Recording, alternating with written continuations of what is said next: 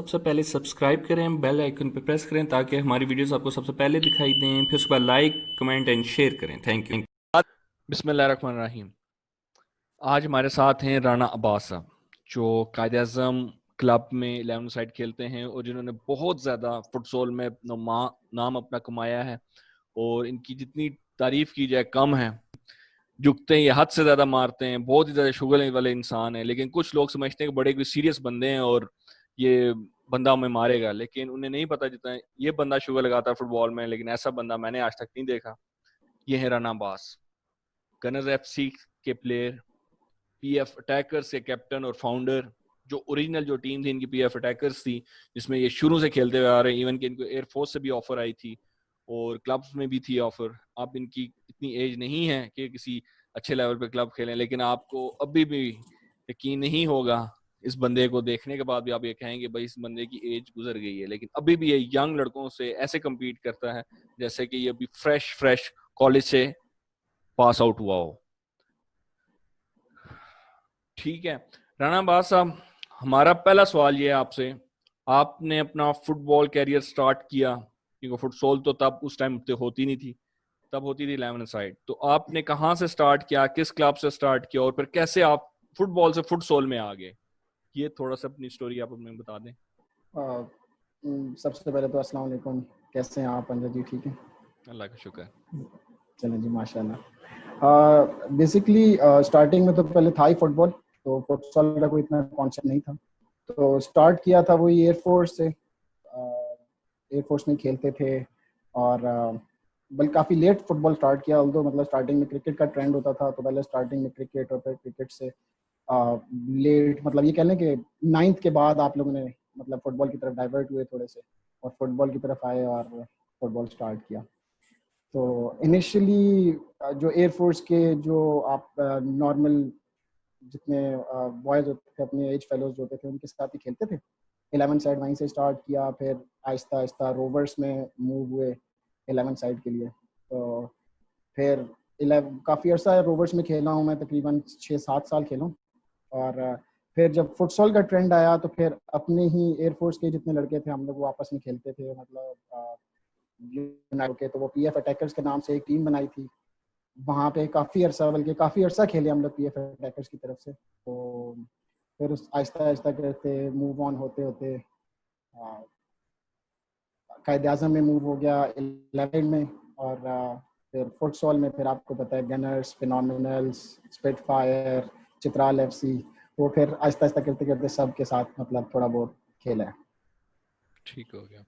ठीक है, आपको क्या लगता है पहले जो F6 का जमाना था और अब, उस टाइम बेस्ट प्लेयर फुटसॉल का कौन सा था और अब बेस्ट फुटसॉल का प्लेयर कौन सा है आपके मुताबिक?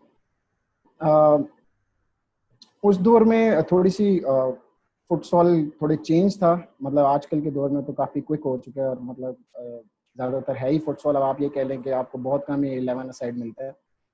तो अगर देखा जाए करंट प्लेयर्स में तो Moiz Sajjad, to be honest, मतलब बहुत आउटस्टैंडिंग है फुटसॉल में। उसके अलावा हसान जफ़र है, ये दोनों बहुत अच्छे हैं। और अगर आप उस दौर की बात करें तो उस वक्त मतलब इनिशियल स्टेजेस में तो खैर आपको याद होगा एक लड़का जो सेंट्स में भी खेलता रहा था, जी जी। उसका नाम था गनी, नाम था शाहजेब गनी। शाहजेब गनी। वो पहले पीएफ अटैकर्स की तरफ से भी खेलता था ना। जी तो जी। वो माशाल्लाह बहुत अच्छा था। ठीक हो गया। और अच्छा। बाकी शादाब वगैरह, और ये फहदुल्ला भी बहुत अच्छा खेलता था उस टाइम पे। ठीक हो गया। और आपको क्या लगता है कि उस टाइम सबसे फुटसॉल की अच्छी टीम कौन सी थी और आजकल कौन सी अच्छी टीम है? उस टाइम पे अगर आप ये सोचें कि अच्छी टीम्स कौन सी थी, मतलब अगर आप ट्रैक रिकॉर्ड देखें तो उसमें आप देखेंगे रेड डेविल्स बहुत अच्छी थी, आउटस्टैंडिंग थी उस वक्त। मतलब टाइटल्स वो काफ़ी ज़्यादा जीते हुए थे। ओवरऑल सारी टीम्स बराबर ही होती थी, इतना कोई खास डिफरेंस नहीं होता था, क्योंकि मतलब उस वक्त जो भी टीम्स होती थी, स्पेशली वो सारी की सारी वो टीम्स होती थी जो एफर्ट करके आई होती थी, जिन्होंने अच्छे से अच्छे प्लेयर्स खिला रहे होते थे अपनी टीम्स में। तो उसमें ठुड्डा यूनाइटेड थी, वो भी बहुत अच्छी थी। और स्पेशली जो ये थी, और हाँ अफगान मुहाजिर होती थी उस टाइम पे, तो उसमें सारे अफगानी खेलते होते थे, मसी मुगीरा था और ये सारे वहीद अफगानी और ये सारे थे, ये बहुत अच्छी टीम थी इनकी। ठीक है। और आजकल आजकल के दौर में मतलब अगर आप डेप्थ के हिसाब से देखें और बाकी प्लेयर्स के हिसाब से भी देखें और गेम प्ले भी देखें, तो मेरा ख्याल है सबसे ऑर्गेनाइज्ड टीम और इस टाइम पे जो है वो टीम 18 है। अच्छा, आप को मैंने फर्स्ट टाइम देखा था, पीएफ अटैकर्स के कैप्टन थे आप अपनी टीम लेकर आए थे स्पोर्ट्स कॉम्प्लेक्स में ना, तो लंबे बाल थे, ठीक है, लड़के के, और मैंने कहा यार इस लड़के को मैंने कहीं देखा हुआ है। तो उस टाइम मुझे याद पड़ता है कि ये लड़का E9 की फजाइया टीम में भी खेलता होता था, ठीक है। तो फिर मैंने बाद में मुझे याद आया कि ये लड़के के पहले इतने बड़े बाल नहीं थे, ये अभी इसने बड़े किए हैं जब ये पास आउट हो गया कॉलेज से। तो वो लंबे बालों का राज क्या था उस टाइम और अब नहीं है? वो वक्त और हालात के साथ वो सब चीजें चेंज होती हैं। वो एक बात थी, कहते हैं पिंडी बॉय एक फेज है जो कि हर इंसान पे आता है। तो ये सोच लें कि वो जो था वो बेसिकली एक पिंडी बॉय फेज था जो उस टाइम पे हो सकता है कि आप उसको इस ये नाम दे सकते हैं। और ट्रेंडिंग भी कुछ काफी हद तक था लंबे बालों वाला उस वक्त, तो इसलिए ये सोच लें कि उस चीज को कॉपी करते हुए मतलब जो उस वक्त आवाम की और जो लोगों की फरमाइश थी उसको मद्देनजर रखते हुए हम लोगों ने जो है ना ठीक हो गया, लंबे बाल रखे हुए थे। ठीक है। पहले की बात करते हैं, थोड़ा सा आपके ना कॉलेज और स्कूल लेवल पे आ जाते हैं। जब आप खेलते होते थे फजाइया टीम से, ठीक है, फजाइया स्कूल में, आपको पता है कि हर गेम में एक ही लड़के जा रहे होते, बड़ी खारम खारी मैचेस होते थे, स्पेशली फजाइया स्कूल्स के ना जब आपस में होते थे। बिल्कुल। तो E9 वाले जब भी पिंडी आते थे जिना कैंप या चकलाला में, तो फड्डा होता था। जिना कैंप चकलाला वाले उधर जाते थे फाइनल में, अगर वो जीत जाते थे, अगर पिंडी वाले इस्लामाबाद में जाके जीतते थे तो पिंडी वाले मार खाते थे, और अगर इस्लामाबाद वाले पिंडी आके जीतते थे तो वो मार खाते। वो बास्केटबॉल हो, फुटबॉल हो, हॉकी हो, जो भी गेम हो, ठीक है, फटा जरूर होता था। बिल्कुल होता था। उस कॉलेज में जो जोश था, ठीक है, मतलब वो E9 हो या चकलाला हो या जना कैंप हो, ठीक है, उन लड़कों में जो खेलने का जोश था, ठीक है, इवन कि उनको हॉकी भी नहीं खेलनी आती थी, लेकिन वो लड़के हॉकी खेलना सीख जाते थे, ठीक है। बिल्कुल ऐसा ही है। जिस तरह आपका प्लेयर था नीडो हर गेम में होता था, और इवन कि उसको, मुझे याद है जितना उसको हॉकी नहीं खेलनी आती, ठीक है। इवन मुझे हॉकी खेलनी नहीं आती थी। मैं कॉलेज की हॉकी, फुटबॉल, बास्केटबॉल, एथलेटिक्स इन चारों टीम्स में था, ठीक है। लेकिन वही बात है कि हाँ हॉकी तो हम में से टू बी ऑनेस्ट अगर पूरा कॉलेज है तो कॉलेज में से सिर्फ 3 लड़कों को या 2 लड़कों को खेलनी आती थी, बाकी सब तो वही होते थे जो फुटबॉल वाले होते थे कि भाई भाग सकते हैं तो चलो ठीक है आ जाए जी फुटबॉल हॉकी टीम में आ जाए। तो वो बस यही सिनेरियो होता था। तो अभी करंटली मतलब ये सोच लें, पहली बात तो ये कि उस दौर में जितनी भी टीम्स थी मतलब जो लड़के भी होते थे उनको बड़ा क्रेज होता था स्पोर्ट्स का, स्पेशली आउटडोर एक्टिविटीज बहुत ज्यादा करते होते थे। आजकल वो ट्रेंड नहीं है। और इवन जब मैंने FSC पास आउट हुआ था मैं जब फिजाइया से, तो उसके नेक्स्ट 5 इयर्स जो उनके सर थे स्पोर्ट्स इंस्ट्रक्टर, वो मुझे बुलाते होते थे कि यार आप हमारी टीम सेलेक्ट करो। और मैं 5 साल टू बी ऑनेस्ट मैं वहाँ पे जाता रहा एथलेटिक्स और फुटबॉल की टीम सेलेक्ट करने के लिए, ठीक है, बॉयज़ एंड गर्ल्स दोनों की। तो वो फिर बजाता होता था और मतलब इवन टीम के साथ भी वहाँ पे गया। और वो जो आप बता रहे हैं जैसे कि जाते थे लड़ाई होती थी, वो आपको पता है कि जब आप खुद FSC में होते हो तो आपकी बात और होती है, आप लोग मतलब ऑलरेडी एक गैंग में होते हो, तो उस वक्त तो कुछ भी नहीं होता था। तो उस वक्त अल्हम्दुलिल्लाह मतलब अगर कभी ऐसा कोई मसला हुआ भी तो आपका डोमिनेंट हैंड होता था।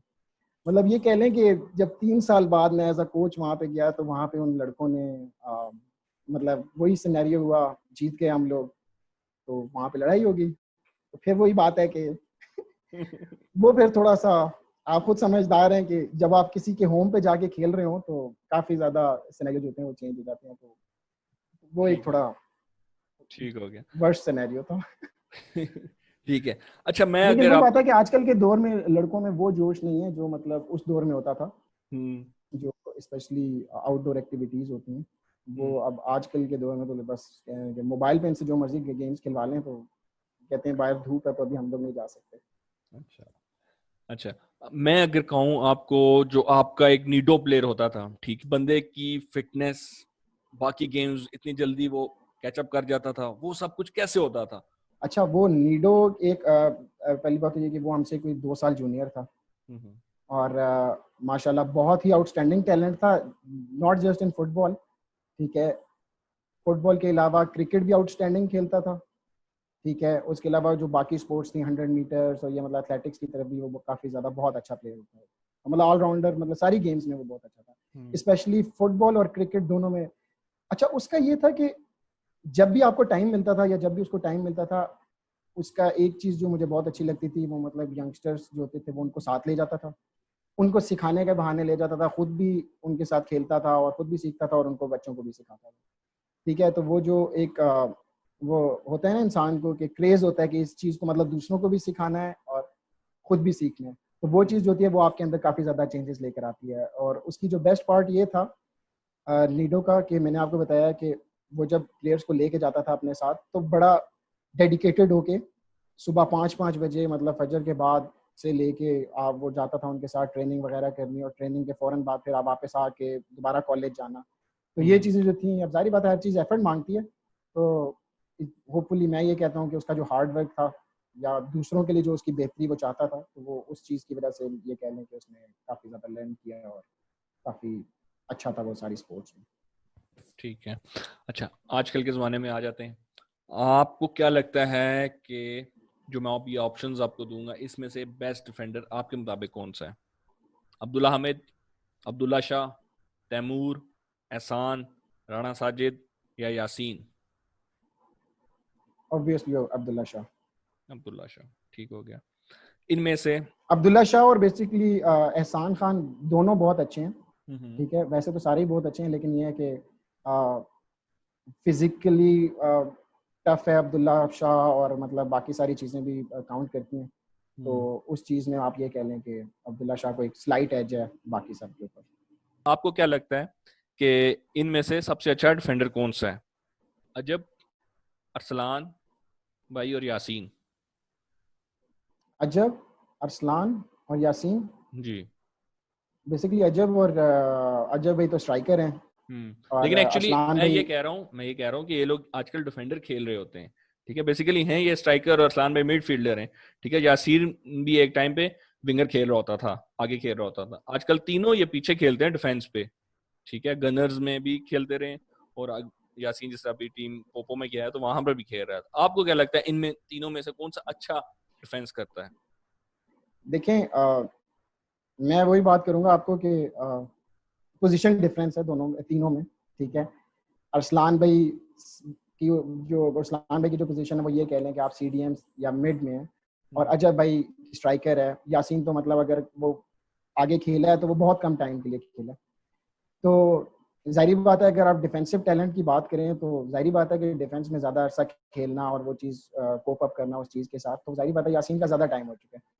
तो हाँ, डिफेंसिव वाइज वो स्ट्रॉन्ग है, लेकिन अगर आप अजब को कंसिडर करें कि अजब डिफेंडर, तो अजब डिफेंस वाइज उस चीज़ के लिए स्ट्रॉन्ग है कि वो गेम प्ले पीछे से बहुत अच्छा चलाता है, और अपार्ट फ्रॉम दिस वो एक ऑफेंसिव डिफेंडर्स होते हैं ना, तो वो उस चीज़ में बहुत अच्छा है। तो मतलब ये कह लें कि दोनों इक्वली कह लें आप, मतलब। लेकिन ये है कि यासीन को थोड़ा स्लाइट एज है इस पे, क्योंकि वो खेला ही सारा अरसा डिफेंडर है।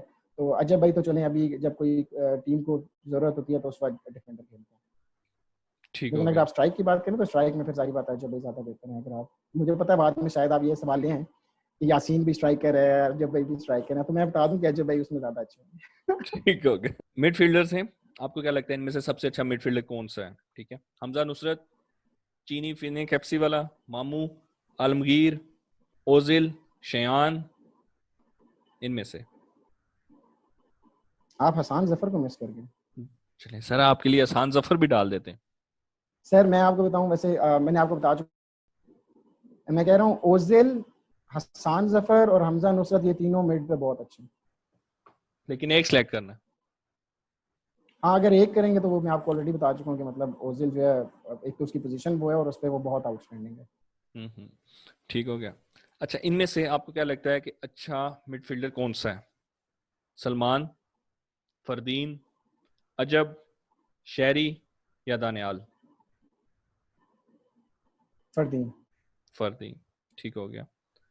एक प्लेयर सेलेक्ट करना है हर चीज में, ठीक है। ऑन द फील्ड और ऑफ द फील्ड, ठीक है। इन दोनों में से सबसे अच्छा कौन है? क्या, ऑन द फील्ड और ऑफ द फील्ड? जी। मतलब ऑफ द फील्ड तो दोनों बहुत अच्छे हैं, दोनों ग्रेट इंसान है, जो सच्ची बात है। ठीक है।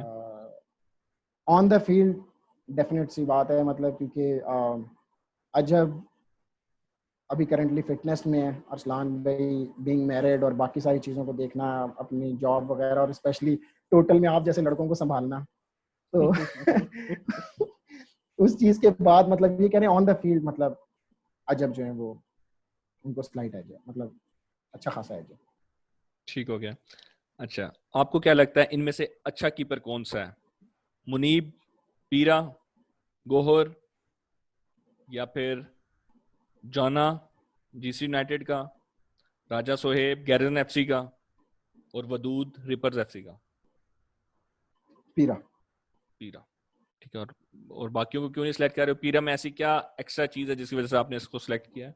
देखें, सबसे पहली बात अगर आप देखें तो उसका इतना लंबा कैरियर, मतलब जितने अरसे से बाकी सारे कीपर्स खेल रहे हैं, और उन सब के पास बहुत ज़्यादा चांस था कि वो अपने आप को अपनी वर्थ प्रूव कर सकें। ठीक है, पीरा ने बहुत ही कम टाइम में अपने आप को, मतलब ये है कि अपनी रिकग्निशन बनाई है और बहुत अच्छे लेवल पे बनाई है। अपार्ट फ्रॉम दिस, एक तो उसकी रीच बहुत ज़्यादा है, रिफ्लेक्सेस, और बाकी आपको पता है कि मतलब ये है कि मेन चीज़ होती है बैकअप, तो वो सारी चीज़ों में मतलब उसको बहुत ज़्यादा एज है। ठीक है। अच्छा, F6 के ज़माने में सबसे ज़्यादा डिफेंस लाइन किसकी स्ट्रॉन्ग थी? सबसे मुश्किल होता था उस टीम पे गोल मारना?